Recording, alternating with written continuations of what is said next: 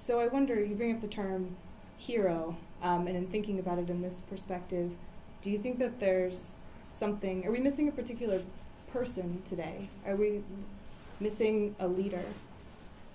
I think yes, but it might not be the time for that kind of leader or hero anymore.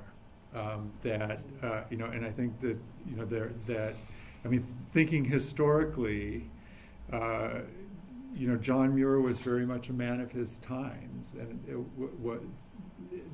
there were possibilities for that kind of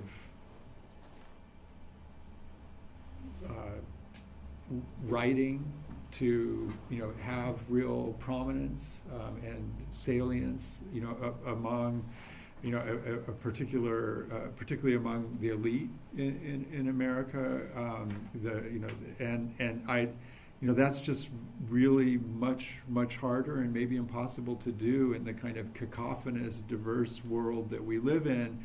So we might really need new ways of thinking about what leadership means. Mm-hmm. Yeah, I love that you brought up social media too, the ways that people are interacting with parks in different ways. Did you have any thoughts, Glenn? Well, I do want to come back to are we looking for the one great leader? And I think that in many ways that time has passed. I mean, think about this for people of my age. You would eagerly await the next album by, let's say, the Beatles or something, and everybody would know that music, and that would dominate, and they would be the trendsetters and leaders. Look at in music today. Everybody listens to something different. People have a fairly short shelf-life. There's such diversity, in part because we can now stream it, we can download it.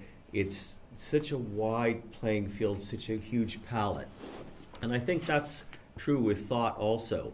So I think the John Muirs today are found in the leadership of Outdoor Afro, for instance, and some of the Latino movements, and in places like the Sierra Club, where it's individuals trying to make a difference. I'm not sure that they'll ever have that same platform anymore, because everything has become distributed, right? But if we have enough people in these distributed areas that are trying to do good, then we'll achieve something. I think it does have to do also with that notion of people don't. I think people don't want to be spoon-fed information, and I think that there were possibilities, for a John Muir or others to really kind of speak for people. And that's much more difficult, and maybe that's good in an era in which people want to participate in conversations. They want to be heard. They don't want to be lectured to.